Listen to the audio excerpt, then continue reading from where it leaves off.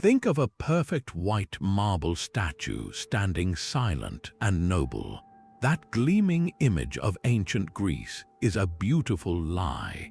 Behind the celebrated glory of philosophers and poets existed a world of sanctioned murder, terrifying rituals, and brutal social customs. We are about to pull back that pristine curtain to reveal 25 shocking truths history prefers to forget. You will discover the dark reality behind the civilization that shaped the modern world. What was the true purpose of the labyrinth, and why did a respected philosopher drink a cup of poison not of his own free will? When you learn the full story, how will your perception of this ancient world change? Our journey into the shadows begins with Sparta, a society built on a foundation of fear. While celebrated for its legendary warriors, this city-state maintained its power through a chillingly calculated system of control. At the heart of this system was a secret police force unlike any other. It was composed not of grizzled veterans but of teenage boys. This was the Crypteia, a mandatory rite of passage for young Spartan men from the elite warrior class. After enduring the brutal agoge training system, these select youths were sent into the countryside with nothing but a dagger. Their official mission was to survive by their wits living off the land. But this was merely a cover for their true, horrifying purpose. By night, they became hunters and their prey was human. They specifically targeted the helots, the vast population of state-owned slaves who farmed the land and outnumbered their Spartan masters by 20 to 1. The boys would sneak into helot settlements, identify the strongest, most capable individuals, and murder them in cold blood. This was not random violence or simple cruelty. It was a deliberate campaign of state-sponsored terrorism. The Spartan government understood that a large, oppressed population was a permanent threat of rebellion. The Crypteia was designed to keep the helots in a perpetual state of psychological terror, knowing that any night could be their last and that their killers could be the very youths they saw training in the fields, crushed their spirit and prevented organized resistance. It was a brutal, pragmatic solution to a problem of numbers, proving that the famed Spartan discipline was not just for the battlefield, but also for the dark art of subjugation. How does a society justify turning its children into sanctioned murderers, all in the name of preserving order? This was the grim reality behind the polished bronze shields and crimson cloaks. While Sparta controlled its population through terror, Athens perfected a different kind of exclusion, one masked by the brilliant light of a revolutionary idea. We call it democracy, a word that echoes through history as a symbol of people power. But the reality in ancient Athens was starkly different. This celebrated system was a privilege reserved for a tiny, elite group. Only adult, free-born Athenian men who had completed their military training could participate in the Central Assembly, serve on juries, or hold public office. This immediately excluded all women who were legally considered perpetual minors. It excluded the vast population of slaves who had no personal rights whatsoever. And it excluded the metics, the resident foreigners who lived and worked in Athens, often for generations, but were barred from citizenship. When you add them up, these excluded groups constituted over 80% of the entire Athenian population. The entire glittering edifice of Athenian philosophy, art, and governance was built directly upon the disenfranchisement and forced labor of this silenced majority. The Parthenon's majestic columns were funded by tribute from subordinate states and built by the hands of metic craftsmen and slaves who had no say in the laws passed within its shadow. The vibrant debates in the agora, where citizens decided matters of war and peace, were possible only because a vast underclass was working the fields, managing the households, and fueling the economy without any representation. This was not democracy as we understand it. It was an oligarchy of birthright, a system where the freedom of the few was purchased with the subjugation of the many. So the next time you admire the legacy of Athenian democracy, remember the invisible 4/5 of its society, the people whose voices were systematically erased from the historical record. How could a society so advanced in thought remain so blind to the basic rights of most who lived within it? This contradiction lies at the very heart of Athens' golden age. Even the right to life, so sacred to us today, was not a universal guarantee in the ancient world. Beyond the political oppression of adults lay a more intimate and chilling practice, one that decided the fate of the most vulnerable. Greek families across many city-states routinely engaged in infant exposure. This was the act of abandoning an unwanted newborn in a wild, remote place, or sometimes leaving it in a clay pot in a public area like the agora. There, the child would perish from starvation, the cold, or predation by animals. This was not a secret crime, but a socially accepted and common custom.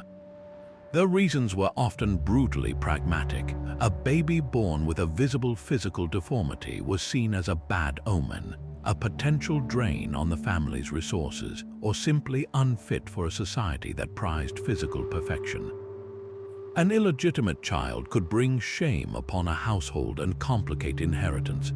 Perhaps the most common reason, however, was simple economics, combined with a deep-seated preference for male heirs. In a world of limited means, another daughter meant a significant dowry payment, effectively making her an expensive liability. The decision to expose a child, especially a girl, was often a cold calculation for a family's survival and social standing. This practice reveals a society where the perceived strength and stability of the community, and even the individual household, could completely outweigh the value of a single new life. It forces us to confront a difficult question. How could parents who cherished their chosen children so deeply make such a heartless decision about another? The answer lies in a worldview where the collective good was not just an ideal, but a mandate that justified almost any action. The brutal logic of the family extended into the very heart of Athenian social life. For the elite citizen men who governed the city, the ultimate expression of culture and camaraderie was the Symposium, an exclusive all-male drinking party held in a special room of the house.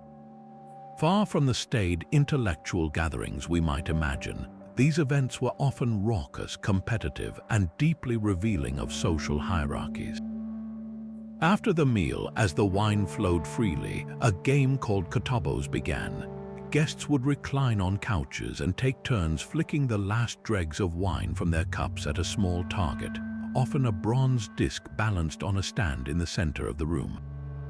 But there was a more disturbing version of the game. Sometimes the target was not an object, but a young slave boy forced to stand in the center. The goal was to drench him with the wine lees, and his humiliation was the source of the guests' amusement. This casual cruelty, treated as a light-hearted pastime, laid bare the absolute power these men held over the bodies of those they owned. Into this charged atmosphere entered the heterae. These were not ordinary wives or common prostitutes, but highly educated, independent courtesans. A hetera was a master of conversation, music, and dance, a companion who could engage in philosophical debate as easily as she could entertain. She was one of the few women in Athenian society who could move freely in male company and earn her own substantial income. Yet this freedom was an illusion, a precarious performance. Her status, wealth, and safety were entirely dependent on the continued favor and patronage of powerful men. A single misstep, the loss of a key benefactor, or the fading of her beauty could plunge her from a life of luxury into poverty and obscurity. The heterae existed in a social limbo, celebrated for their minds and talents, yet ultimately remaining possessions in a world designed by and for men. They navigated a narrow path between admiration and objectification, their celebrated intellect always secondary to their role as ornaments of male pleasure and prestige. How strange that the same culture that produced profound philosophy could also normalize such a stark division between the entitled citizens at the couches and the human targets in the room. Yet even within the rigid confines of this male-dominated society, one woman held a power that could topple kings and launch fleets. The Oracle of Delphi was the most revered figure in the ancient Greek world, a single priestess through whom the god Apollo himself was believed to speak. Leaders from every city-state would journey to her sanctuary, bearing lavish gifts and desperate questions about war, colonization, and their own fates. The traditional image is one of serene mysticism, a woman seated on a sacred tripod, breathing in ethereal vapors from a crack in the earth and delivering the gods' wisdom in perfect verse. The truth, however, was far more disturbing. Modern geological studies of the site confirm that two fault lines cross directly beneath the temple, and in the past they likely released ethylene, a sweet-smelling gas that is also a potent neurotoxin. The Pythia did not inhale gentle, inspiring mists. She was poisoned. Before each session, she would undergo a ritual of purification, then descend into a small, enclosed chamber to sit directly over this fissure. As the gas filled the confined space, its effects were violent and physically devastating. Historical accounts describe her convulsing, foaming at the mouth, and screaming in a state of delirium. Her prophecies were not beautifully composed poems. They were the garbled, incoherent cries of a woman in the throes of a toxic psychosis. This is where the male priests of Apollo stepped in. They were the interpreters, the ones who translated her frantic utterings into the often cryptic hexameter verses that were delivered to the petitioners. This gave them immense, unspoken power. They could shape the ambiguous ramblings to suit their own political agendas, to favor one city-state over another, or to ensure the continued flow of wealth and influence to their own sanctuary. A king might ask if he should go to war, and the priests could craft a response that either encouraged a profitable conflict or preserved a fragile peace, all based on what best served their interests. The entire spiritual authority of Delphi, a place that guided the course of Western civilization, rested on the brutal intoxication of a single woman and the cunning manipulation of the men who controlled her. How many monumental decisions, how many lives lost in battle, were ultimately determined not by a god, but by the toxic air of a cavern and the ambitions of its earthly gatekeepers. The same toxic vapors that clouded the Pythia's mind rose from a society built on a foundation just as intoxicating and brutal, that celebrated Athenian leisure. The freedom to debate in the sun-drenched agora had a very dark price. Every moment of philosophical discourse, every political decision made by a citizen, was purchased with the forced labor of a massive, invisible workforce. Slavery was not merely a part of the Greek economy, it was the very engine that made it run. This system was far from monolithic, encompassing a horrific range of human experience. At the very bottom were the state-owned slaves, like those condemned to the silver mines at Lorien. These men were worked in shifts so long and in conditions so unbearable that death was not a risk but a certainty. They labored in cramped, pitch-black tunnels, breathing in toxic dust with their lifespans measured in just a few years. Their bodies were simply a resource to be consumed, like the ore they hacked from the earth, funding the very coins that paid for Athenian warships and monuments. Yet slavery also wore a more familiar, domestic face. Within the citizen's own home, slaves were cooks, nursemaids, and cleaners, their lives intertwined with the family yet legally defined as living property. A master could beat them, sell their children, or exploit them sexually with complete impunity. Even the most trusted position, that of the educated slave who tutored the master's children in reading and mathematics, was a precarious one. His intellect was valued, but his freedom was not. He remained subject to the whims of the man who owned him, a walking contradiction of knowledge without autonomy. This entire structure created the ultimate paradox. The glorious achievements of Athenian culture, the very ideas that shaped Western civilization, were only possible because a large segment of the population was denied their own humanity to provide the leisure time for that culture to flourish. The citizens' freedom was built upon the absolute unfreedom of others. So when we marvel at the Parthenon's perfect proportions or ponder the words of Socrates, we must also remember the groans from the dark mines and the silent servitude in the wealthy homes, the true, terrible cost of that golden age. This dark logic of sacrificing the few for the many was not just a private family matter, it was a public, state-sanctioned ceremony. When plague, famine, or civil strife gripped a Greek city, the community did not turn only to prayers. They turned to a human being designated the Pharmakos. This individual was not chosen for their virtue or strength. They were selected from the very margins of society, a convicted criminal, a homeless beggar, or someone with a severe physical deformity. This person was first treated with a strange and terrible reverence. For a short time, they were fed the finest foods, dined on figs, cheese, and sacred barley cakes, a feast fit for a king. This was not an act of kindness, but a ritual preparation. They were fattening the sacrifice, symbolically loading the scapegoat with all the sins and spiritual pollution, what the Greeks called miasma, that had infected the entire city. Then the ceremony reached its brutal climax. The assembled populace would drive the Pharmakos from their homes, beating them with green branches and wild leeks as they were paraded through the streets and finally beyond the city walls. In some accounts, this expulsion ended in death, with the scapegoat being stoned or thrown from a cliff, their body cast into the sea or left unburied, a final act of cleansing. The community believed that by violently ejecting this one powerless individual, they were literally purging themselves of all misfortune.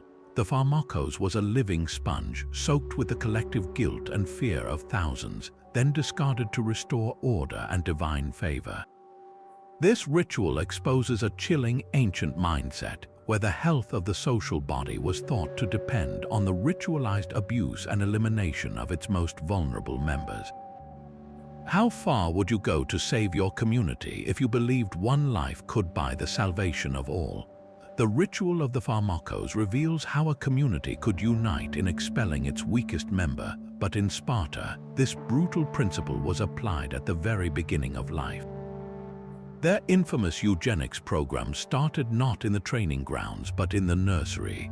When a Spartan child was born, it was not automatically welcomed into the family. Instead, it was brought before a council of elders known as the Gerousia for a ruthless inspection. These old men, themselves veterans of a brutal system, examined the newborn for any sign of weakness, illness, or physical deformity. A baby's fate hinged entirely on this single, cold assessment. An infant deemed unfit was not simply neglected.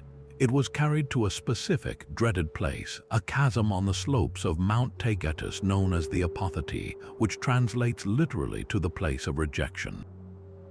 There, the child was abandoned to die from exposure or wild animals. This was not a hidden crime of desperation, as infant exposure could sometimes be in other Greek states. This was an official, state-mandated policy, a core tenet of the Spartan constitution. The ideology was brutally simple. Only the strongest were permitted to live and potentially become warriors or mothers of warriors. Every life was a resource for the state, and a weak or sickly infant was considered a defective resource, a drain on the community that could not be allowed. This practice underscores a chilling reality. In Sparta, the concept of the collective good was so absolute that it completely erased any inherent right of an individual to exist. The strength of the city-state was built on a foundation of calculated cruelty, beginning with the most vulnerable of all. How does a society reach a point where the death of a child is not a tragedy, but a matter of public policy? The state-sanctioned cruelty of Sparta was rooted in a cold, militaristic logic, but the dark side of Greece also found expression in a terrifying form of ecstatic release. Beyond the civilized symposium and the orderly temples to Apollo and Athena existed a cult that threatened to tear the very fabric of society apart. This was the worship of Dionysius, the god of wine, ecstasy, and untamed nature. While his festivals in the city could be boisterous parties, his true devotees in the countryside participated in rites so extreme they blurred the line between human and beast. These were the Maenads, women who abandoned their looms, their homes, and their children to answer the call of the wild god. They would flee to the mountains and forests, clad in fawn skins and wielding the thesis, a staff tipped with a pine cone. There, through a combination of frenzied dancing, rhythmic drumming, and perhaps the ingestion of potent natural substances, they would achieve a state of divine madness known as mania. In this trance, they were believed to possess supernatural strength, able to tear full-grown bulls apart with their bare hands. This act was called sparagmos, the ritual tearing apart of a living creature. It was followed by omophagia, the consumption of the raw, bloody flesh. By eating the god's sacred animal, they sought to absorb the raw, primal power of Dionysus himself. But the myths warn that this sacred violence could easily spill over into something far more horrific. The most famous tragedy is that of King Pentheus of Thebes, who dared to spy on the Maenad rites. His own mother, Agave, in the throes of her ecstatic frenzy, mistook him for a mountain lion. Leading the other women, she performed sparagmos on her own son, tearing him limb from limb, and returned to the city triumphantly carrying his severed head, only to realize in horror what she had done when her sanity returned. This was the ultimate fear the cult represented, the complete dissolution of reason, family bonds, and civilized order. It was a potent reminder that beneath the polished surface of Greek philosophy and politics lay a primal, chaotic force that could, at any moment, consume everything in its path. This primal chaos of the Maenads existed in stark contrast to another, more structured relationship that was equally unsettling by modern standards. Within the polished halls of Athenian aristocracy, a different kind of ritual played out, one formalized into an institution known as pederasty. This was a socially sanctioned bond between an adult male citizen, the Erastes, and a free-born adolescent boy, the Eromenos, typically between the ages of 12 and 18. In its idealized form, this was not a secret affair but a public, almost pedagogical arrangement. The Erastes, or lover, was meant to act as a mentor and guide, initiating the youth into the complexities of politics, philosophy, and civic virtue. He would offer gifts, dedicate poems to the boy's beauty, and strive to win his favor through demonstrated character. In return, the Eromenos, the beloved, was expected to grant his affections as a reward for this wisdom and guidance, learning from his elder how to become a proper Athenian man. This relationship was portrayed in art and literature as the pinnacle of male bonding, a noble pursuit that cultivated excellence in both participants. Yet beneath this veneer of mentorship lay a profound and disturbing power imbalance. The adult held all the social and legal authority, while the boy, not yet a citizen, occupied a vulnerable position. His consent was a murky concept, pressured by familial expectations and the immense social capital that came with having a powerful patron. The line between cultivated affection and outright coercion was dangerously thin. While some relationships may have been genuinely affectionate, others were undoubtedly exploitative, with the younger partner having little real power to refuse the advances of his esteemed elder. This entire system forces us to confront a brutal contradiction. The same culture that gave us foundational philosophies on ethics and justice also normalized a practice that, from our modern viewpoint, appears as the systematic grooming of minors. How do we reconcile the profound wisdom of Plato's dialogues with the knowledge that they were written in a society where such relationships between men and boys were not just accepted, but were considered a cornerstone of an elite education? The dark side of Greece was not always found in the wilderness or in the mines. Sometimes it was woven directly into the fabric of what they called virtue. The polished ideals of mentorship in Athens feel a world away from a far older myth, one that has haunted the Western imagination for millennia. We all know the story of the Minotaur, the monstrous half-man, half-bull imprisoned within a vast, inescapable labyrinth. demanding a gruesome tribute of 7 young men and 7 young women from Athens every 9 years. But what if this was not just a fantastical tale, but a distorted echo of a real historical terror? The myth finds a startling anchor in the archaeological ruins of the Minoan palace at Knossos on the island of Crete. This was not a simple building, it was a monumental, multi-story complex with hundreds of interconnected rooms, twisting corridors, and sudden dead ends. To an invading Greek from the mainland, this sprawling, bewildering structure would have felt truly labyrinthine, a place where one could easily be lost forever. The very word labyrinth may derive from the Minoan word for a double-headed axe, the labris, a sacred symbol found carved everywhere at Knossos. This was not a maze designed to imprison a monster, but the ceremonial and political heart of a powerful maritime empire that dominated the Aegean. So what then of the Minotaur and its bloody tribute? The Minoans revered the bull, as frescoes of acrobats leaping over charging bulls vividly attest. The Minotaur itself, the bull of Minos, could be a mythological representation of the Minoan king himself or his priestly class who wore bull masks during rituals. These rulers wielded absolute and, from the Greek perspective, perhaps monstrous power over their subjects and rivals. The tribute of Athenian youths may not symbolize literal consumption by a beast, but something equally dark. There is archaeological evidence on Crete suggesting the Minoans practiced human sacrifice, particularly in times of great crisis like an earthquake. The selected Athenians might have been sacrificial victims, offered to a bull-headed deity to ensure the continuing power of the Minoan throne. Alternatively, the tribute could represent a different kind of loss. The young people sent to Crete might have been hostages, taken to ensure Athens' political submission, or they could have been selected for a life of servitude in the oppressive complexity of the palace, never to see their home again. The myth, then, becomes a powerful metaphor for the suffocating reach of a superior civilization. The labyrinth was the inescapable system of Minoan control, and the Minotaur was the terrifying, alien power at its center, a force that demanded the very best of Athens' youth and devoured them for its own sustenance. The story is not about a monster in a maze, but the profound dread a subject people feel towards their conquerors. The Minotaur's myth speaks of a monster devouring the young, but Athenian justice perfected a more philosophical form of execution. We picture Socrates surrounded by his disciples, calmly drinking a gentle herbal tea as he discusses the immortality of the soul.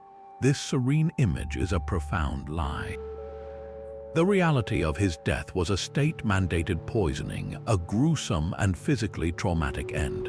The substance was not a simple tea, but a brutally concentrated concoction made from the hemlock plant, Conium maculatum. The jailer prepared a full dose of the poison, and Socrates was required to drink the entire mixture in one go. There was no sipping, no peaceful pause for reflection between swallows. He had to consume the full, lethal measure. The effects were not a gentle drifting into sleep, but a systematic and terrifying shutdown of his body. It began with a creeping coldness and a gradual loss of sensation starting in his feet. This paralysis then crawled slowly upward, locking his limbs in place as his disciples watched in horror. He lay there, fully conscious and aware, as his own body turned to stone from the feet up. The final, agonizing stage was the paralysis reaching his chest and diaphragm. He remained mentally alert, able to speak his last words while his lungs slowly refused to draw breath.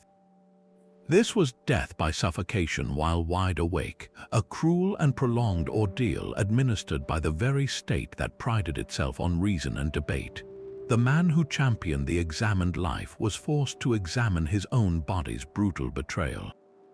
So much for a cup of tea. This was the dark truth behind one of history's most famous farewells, a violent death disguised as a dignified exit.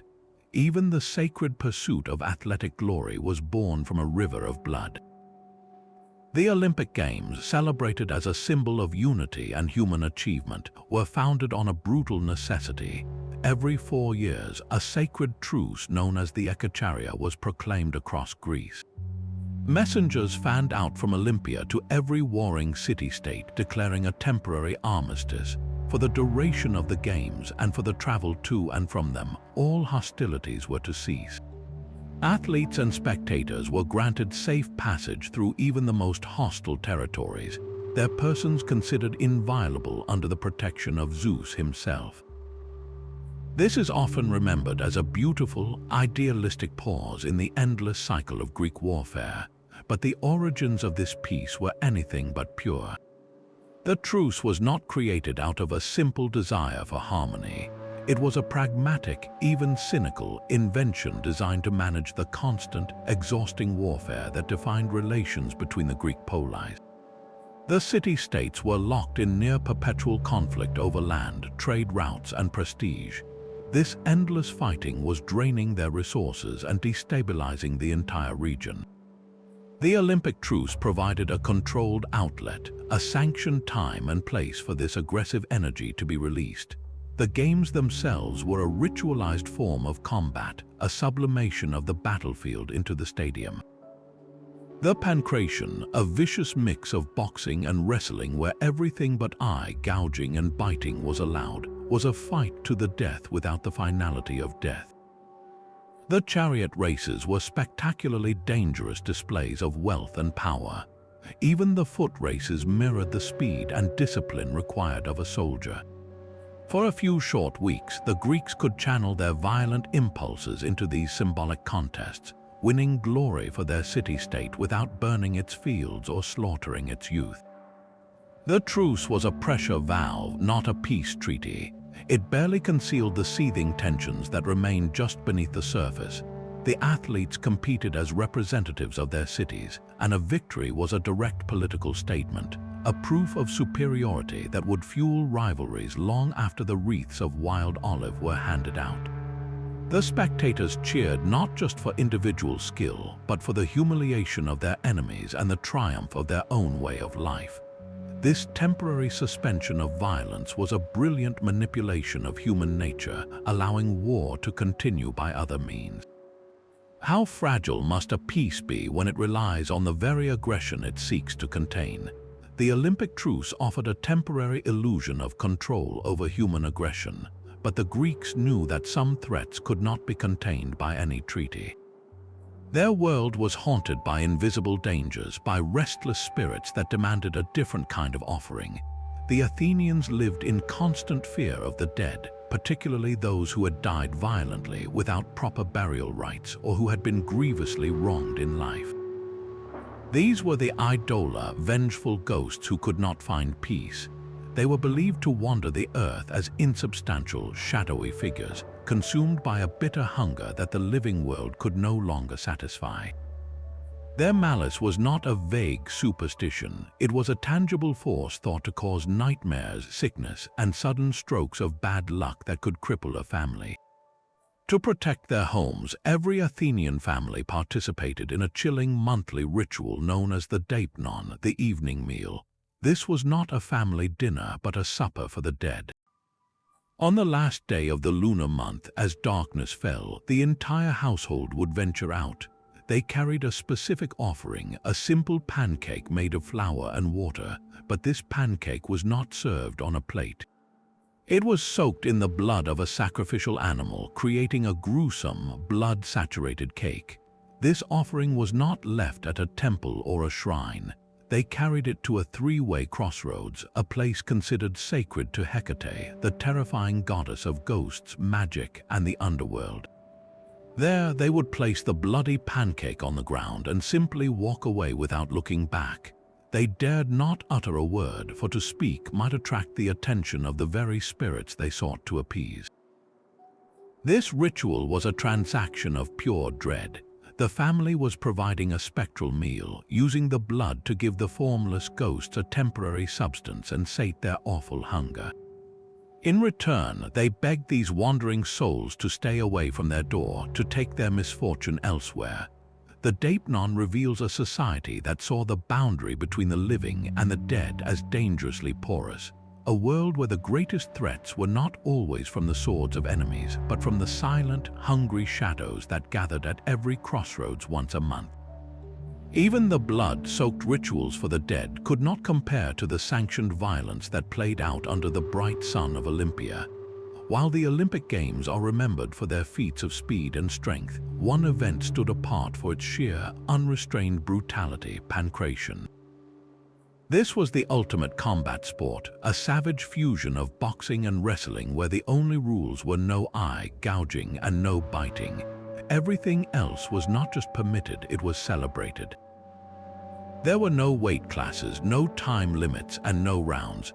Two men entered a sandy pit and fought until one of them could no longer continue, either by submitting, by being knocked unconscious, or by dying.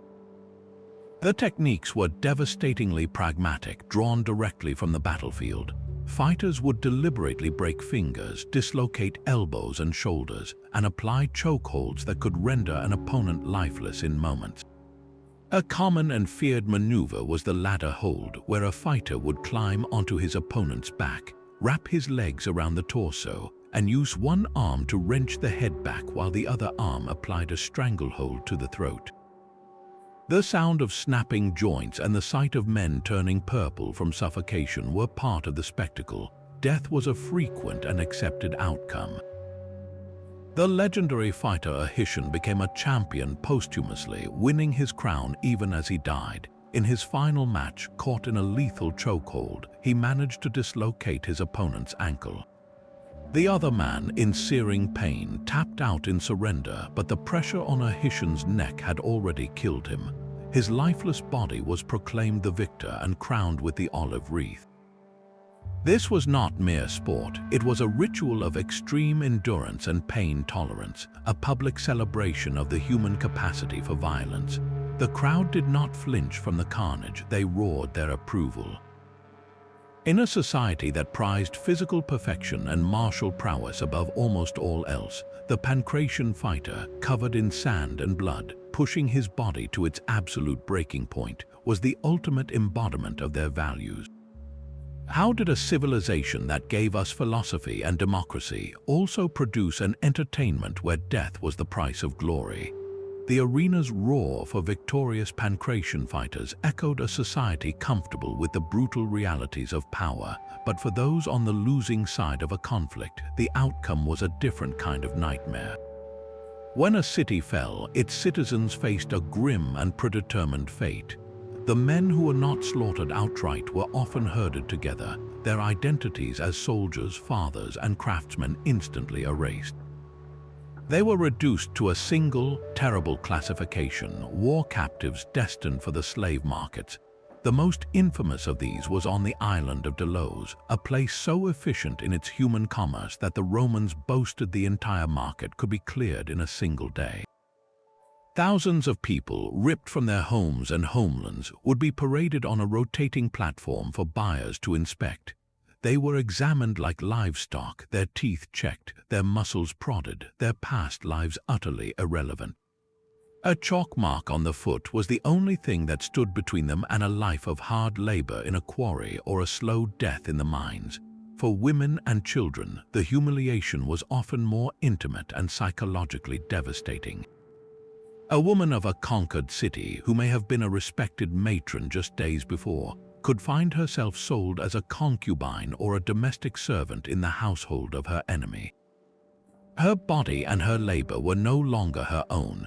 Children, separated from their parents, were groomed for a lifetime of servitude, their futures stolen before they even began to understand the world.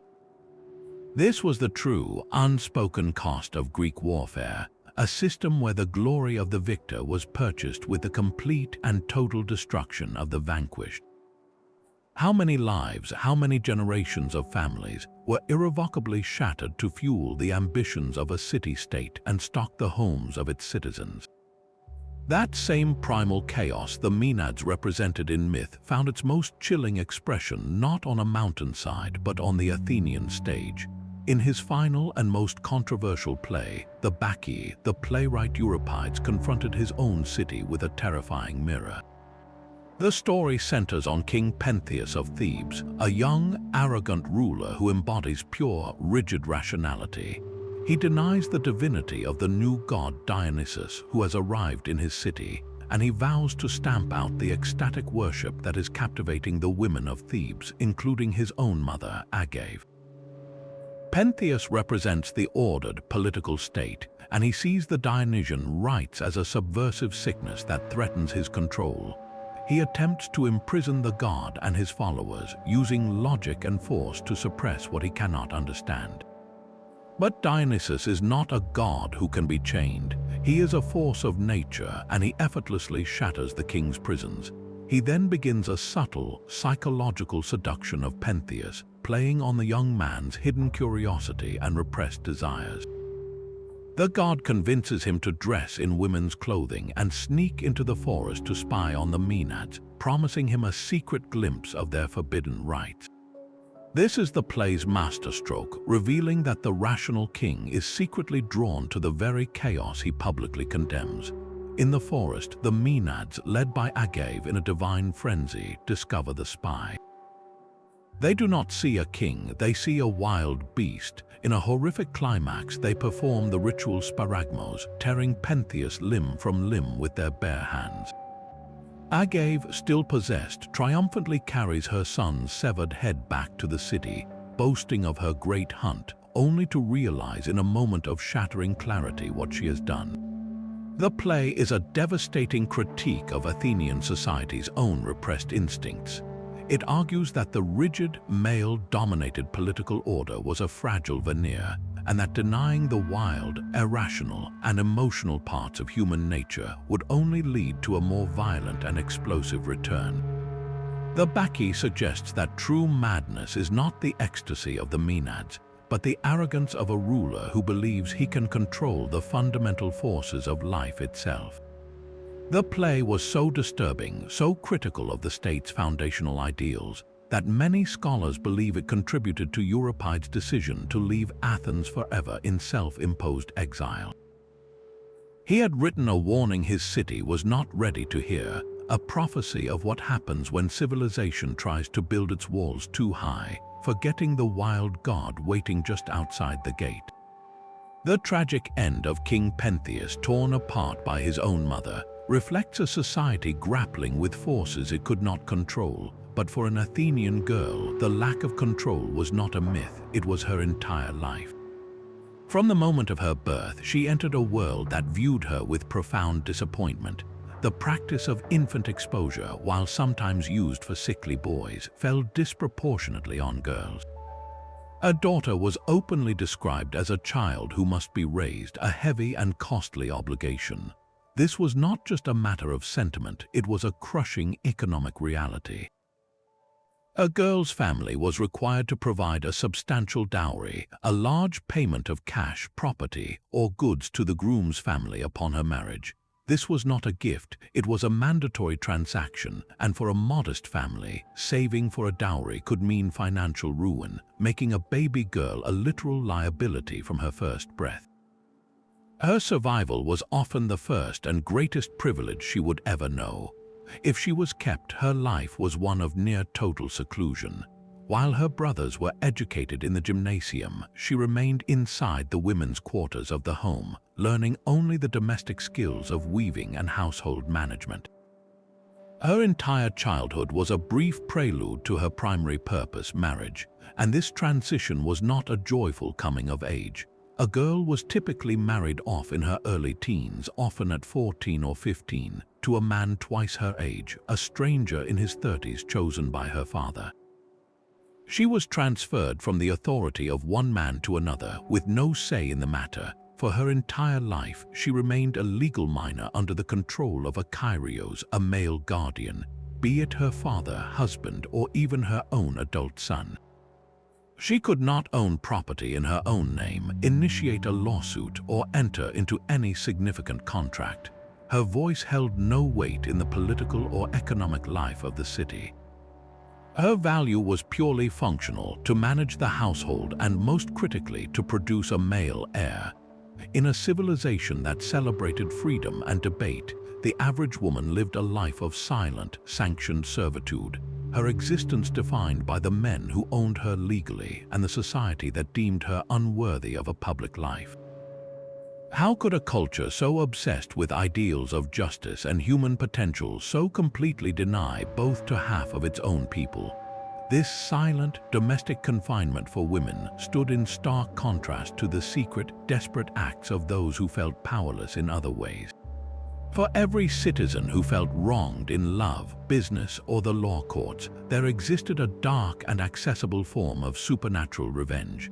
Across the ancient Greek world, individuals turned to curse tablets known as kataismoi or depictions. These were not grand public monuments, but private, poisonous messages to the gods below. A person would take a thin, malleable sheet of lead, the same metal used for sling bullets, and carefully scratch a curse onto its surface. The words were often a frantic plea or a vicious command targeting a specific rival. A merchant might curse a competitor to lose his voice and his wits during a crucial business negotiation. A lover, spurned or jealous, would ask the spirits to bind their beloved from the arms of another, making them cold and unresponsive. An athlete facing a big race would curse his opponents to stumble and fall. But the curse was more than just words. The lead sheet was then ritually activated. It might be pierced with a nail, symbolically transfixing the victim. It was often folded or rolled tightly, binding the cursed individual's fate, and sometimes even twisted into a crude, triangle-like shape to lock the malice in. This sinister package was then deposited in a place believed to be a direct conduit to the underworld. People would sneak into cemeteries under cover of night and push the cursed lead into an ancient burial shaft or nail it to an old tomb, calling upon the restless, vengeful dead to carry out their dirty work. Others would drop them into deep, dark wells or place them in the sacred precincts of chthonic gods like Hecate or Hermes, deities who could cross the boundary between the living and the dead. This practice reveals a society where the formal justice system was not always trusted or accessible, and where personal powerlessness could be answered with an appeal to darker forces. It shows us that beneath the rational philosophy and democratic ideals, there thrived a deep, pervasive belief in supernatural vengeance, a shadow world where leaden whispers in a grave could be more powerful than a speech in the assembly. How many broken hearts and bitter rivalries were secretly entrusted to the cold, damp silence of the earth, all in the desperate hope that the dead could do what the living could not? Even the leaden whispers of a cursed tablet offered more hope than the official medicine of the age. For all their brilliance in philosophy and geometry, Greek doctors were guided by a theory that was as elegant as it was lethal. This was the theory of the four humors, a concept championed by physicians like Hippocrates and later Galen, which would dominate Western medicine for 2,000 years. It proposed that the human body contained four key fluids or humors: blood, phlegm, yellow bile, and black bile. Health was not a matter of germs or viruses, but a perfect, delicate balance between these four substances. Sickness was simply an imbalance, an excess of one humor or a deficiency in another. A fever and flushed skin meant you had too much blood. A cough with mucus pointed to a surplus of phlegm. Vomiting and diarrhea signaled excess yellow bile, while lethargy and depression were blamed on a dangerous buildup of black bile. The logic was beautifully simple and catastrophically wrong. A doctor's entire purpose was to restore this balance, and their methods were brutally direct. If you had too much blood, the solution was to remove it. Bloodletting became a universal cure-all, with physicians using sharp blades or even leeches to drain pints of blood from already weakened patients. If an excess of yellow bile was the diagnosis, the patient would be forced to drink powerful herbal concoctions to induce violent vomiting and purging. For a surplus of black bile, treatments could include enemas or the administration of toxic substances like hellebore, a plant that could cause severe poisoning. These interventions did not fight disease, they attacked the patient. A person already battling a serious infection would be systematically drained, dehydrated and poisoned. Their life force literally bled out of them in the name of rebalancing invisible fluids. The greatest minds of antiquity had constructed a medical paradigm where the cure was often far more deadly than the disease. How many lives were cut short not by plague, but by the philosophical elegance of a perfectly balanced yet utterly fictitious system? At the very heart of Athenian democracy, the system that celebrated the free speech of its citizens, stood an unsettling symbol of control. The city employed a unique police force known as the Scythian archers. These were not freeborn Athenians protecting their own, but public slaves, purchased by the state from the nomadic tribes north of the Black Sea. Their distinctive appearance, clad in patterned trousers and pointy hats, made them instantly recognizable and deeply alien figures in the sun-drenched agora. Their duties were fundamental to the functioning of the state itself. They were the ones who kept order during the raucous debates of the assembly, ensuring that the 5,000 or so citizens did not descend into a brawl. They controlled the crowds at the great theatrical festivals, and they patrolled the streets, acting as a primitive but effective civil guard. This created a profound and bizarre contradiction.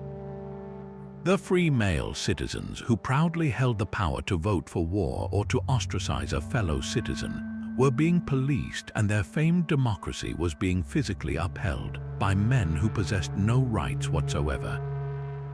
These Scythians lived in a state of permanent paradox, entrusted with the power to restrain free men while being legally defined as property themselves. They were the human scaffolding that held up the edifice of liberty, a living reminder that the smooth operation of this celebrated government depended entirely on the enforced servitude of others. How could a state built on the ideal of citizen participation so completely outsource its own basic authority to the very people it denied freedom to? This was the tangled, uncomfortable reality of power in Athens, where the line between master and servant was constantly blurred in the daily choreography of civic life. The same lead that carried desperate curses also preserved a far more chilling possibility. We have walked through the dark side of ancient Greece, from sanctioned murder to systemic oppression, but one shadow looms larger than all others: the specter of human sacrifice. This is not just a theme for tragic playwrights, it is a question that archaeologists are now digging up from the very soil of Greek sanctuaries. The myths are saturated with it. Remember the tributes sent to the Minotaur, young lives consumed by the labyrinth. And then there is the haunting story of Iphigenia, the daughter of the great King Agamemnon. As his fleet lay stranded, unable to sail to Troy, the prophet Calchas declared that the goddess Artemis demanded a terrible price for wind, the sacrifice of the king's own child. The myths describe her lying upon the altar, a symbol of a father's ambition costing a daughter's life. These stories were powerful because they tapped into a deep, primal fear that the gods might require the ultimate offering. For a long time, scholars dismissed these tales as pure fiction, symbolic narratives with no basis in historical reality. But then, at the remote and ancient sanctuary of Zeus on Mount Lycaon in Arcadia, a team of archaeologists made a discovery that shook this comfortable assumption. Amidst the ashes of animal sacrifices, they unearthed a human skeleton. This was not a formal burial. The remains were of a young adolescent, and they were found at the very heart of the altar, intermingled with the bones of sacrificed animals. The context is what makes it so compelling. This was not a battlefield or a simple grave. It was a ritual site where offerings were made to the king of the gods. The placement suggests the person was part of the ceremony. Could this be evidence that the darkest of myths held a grain of terrifying truth? The debate is fierce. Some scholars argue the individual may have died of natural causes and was later buried near the altar. Others see it as a clear, if rare, instance of a ritual killing, a desperate act by a community facing a crisis so great they believed only the ultimate gift could appease an angry god. This single, silent skeleton forces us to reconsider the boundary between myth and history. It suggests that in the most extreme circumstances, when plague or famine or war threatened to erase them, the Greeks might have been capable of crossing a line we thought they never drew. The myths were not just stories, they were a reflection of the outer limits of human desperation, a dark potential that perhaps on a few terrible occasions became real. The fear of vengeful ghosts paled in comparison to a more insidious and invisible threat, a stain on the soul itself. In the Greek mind, certain acts released a spiritual poison called miasma. This was not a metaphor for guilt, but a tangible, contagious pollution believed to cling to a person like a foul odor. The most potent source of miasma was the shedding of human blood, whether through premeditated murder or accidental killing. This stain did not only corrupt the individual who committed the act, it was thought to seep into their entire family line and even spread to their community, attracting the attention of the angry, restless dead and drawing down divine punishment upon everyone. A city harboring a polluted killer could suffer from failed crops, unexplained plagues, or a string of misfortunes, all because the spiritual balance had been ruptured. This made the murderer a public danger, a source of collective anxiety that had to be addressed. The consequence was immediate and severe social ostracization. The polluted individual was often driven into exile, forbidden from participating in religious festivals, and barred from public spaces. They became a walking curse, shunned by all who feared contamination. But exile was not the end of the process. Miasma required a formal, ritual purification to be lifted. This was not a simple apology or a prayer. It involved complex ceremonies that varied from city to city, often requiring the sacrifice of specific animals and the ritual washing of hands and body in running water. The most famous of these rituals is described in the myth surrounding the hero Orsts, who was driven mad by the Furies after killing his mother and could only find peace after being ritually cleansed by Apollo himself. This entire system of belief served as a powerful form of social control long before the development of sophisticated legal codes. The terror of miasma enforced a powerful taboo against killing, not just out of fear of human law, but out of a primal dread of becoming a spiritual leper, poisoning everything and everyone you loved. How would you live if you believed a single mistake could transform you into a walking plague, alienating you from your home, your gods, and your own family? The fear of miasma and vengeful spirits was a powerful moral force, but it offered no protection against the cold calculus of imperial power.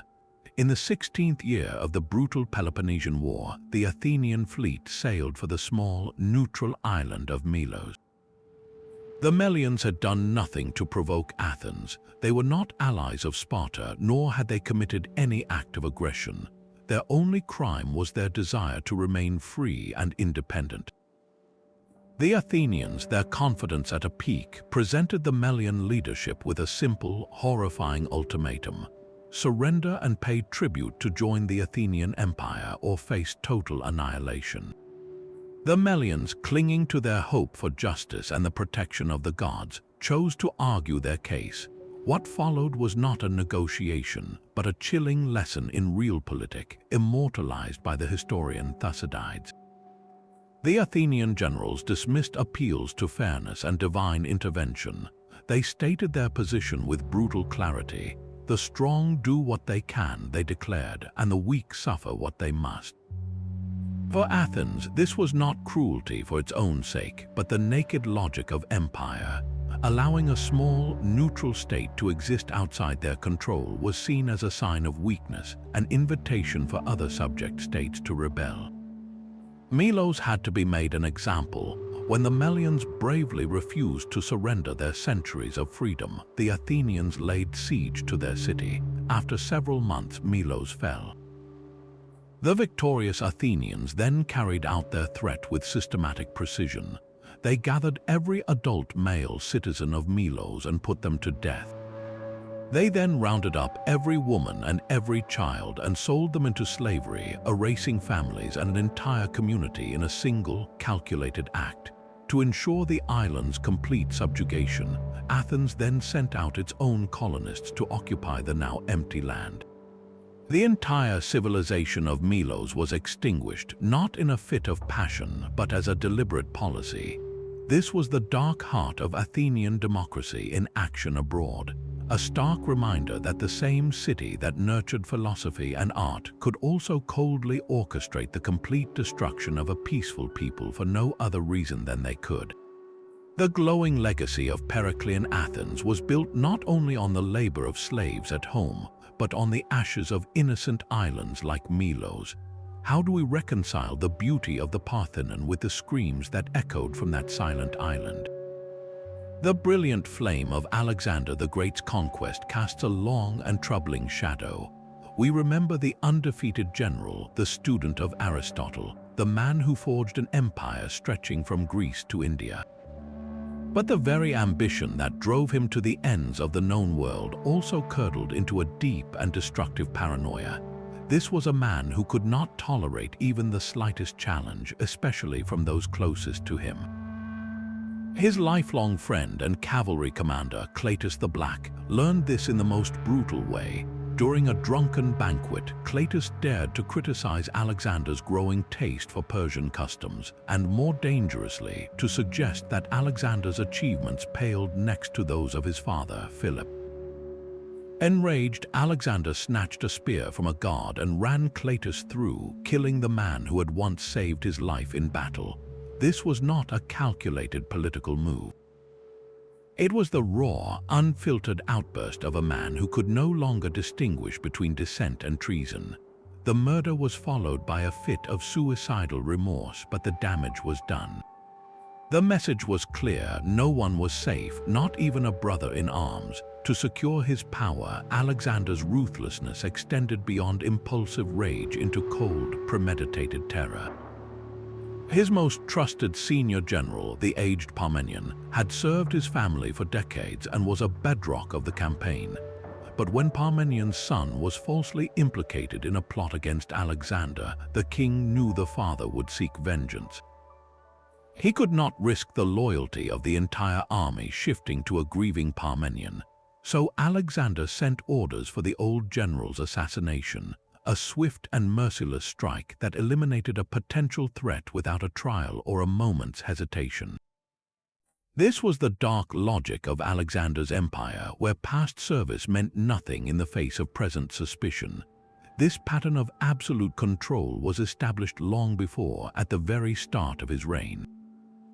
When the city of Thebes rebelled, believing a rumor of Alexander's death, he made an example of them that would echo across Greece. He stormed the city, razed it to the ground, and sold its entire population into slavery.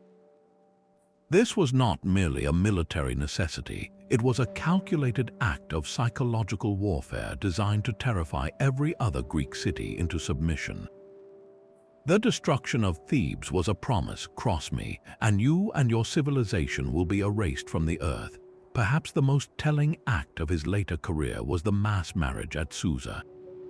In a grand spectacle, he forced 90 of his top Macedonian officers to marry Persian noblewomen, while he himself took a Persian bride. He presented this as a grand gesture of unity, a fusion of Europe and Asia.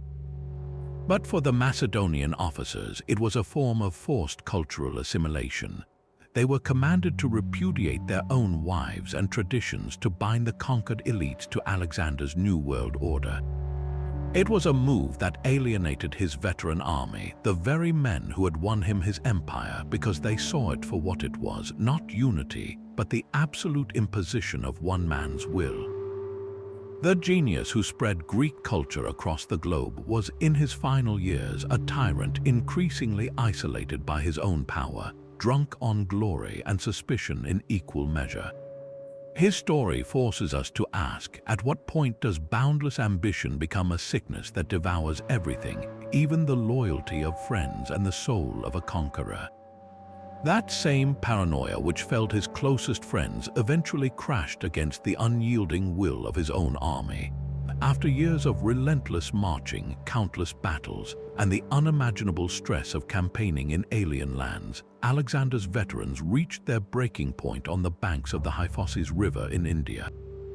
They had already crossed the known world, fighting war elephants and enduring monsoons in a landscape that felt like another planet. Now, their commander stood before them and pointed east toward the vast, mysterious Ganges plain, promising even more kingdoms to conquer. A profound silence fell over the camp. These were not fresh recruits, but hardened men who had bled for him for over 8 years. They were exhausted, their bodies scarred, their spirits worn thin by constant combat and homesickness for a Macedonia many could barely remember. The promise of endless glory had lost its luster, replaced by the simple, aching desire to go home, to see their families, and to enjoy the wealth they had already won before they died in some distant, meaningless skirmish. In a stunning act of collective defiance, they simply refused to take another step. This was the Opis mutiny, a moment that revealed a truth even Alexander could not overpower. His personal ambition, his divine pretensions, meant nothing to soldiers who had reached the absolute limit of human endurance. He retreated to his tent for 3 days, sulking like a scorned god, expecting their pleas for forgiveness. None came. The army held its ground, faced with this solid wall of weary humanity. The greatest conqueror in history was forced to concede. The eastward march was over. This moment lays bare the true cost of his ambition, a cost paid not by Alexander but by the common soldier. Theirs was a psychological toll of constant fear, disorientation, and the slow erosion of hope. For every city he founded, for every battle he won, thousands of men endured a private hell of trauma, their minds as battered as their bodies, all for the insatiable glory of a single man. What is the value of a world empire when the men who built it are too broken to care? Our journey through the shadows of ancient Greece has revealed a civilization far more complex and human than its marble statues suggest. We have walked through a world where the freedom of the few was built on the subjugation of the many, where children were turned into sanctioned killers, and where the voices of women and slaves were systematically erased. We have seen how fear of the dead and the allure of ecstatic cults coexisted with the cold logic of philosophers and politicians. This dark undercurrent was not a flaw in the system. It was the system itself, the hidden foundation upon which the gleaming pillars of philosophy, democracy, and art were erected. To see ancient Greece only as a golden age is to miss the full, brutal, and hauntingly human picture. These 25 facts are not meant to erase the glory, but to complete the portrait, adding the shadows that give the light its true depth. The struggles with power, the cruelty justified as order, the exclusion of the other, and the desperate search for meaning in a chaotic world, these are not ancient problems. They are human ones echoing through our own societies today. In the comments, we would love to hear from you. Which of these dark truths shocked you the most, or perhaps made you see this ancient world in a completely new light? Your perspective is the final piece of this exploration, a reminder that history is not a closed book, but a living conversation about who we were and who we are.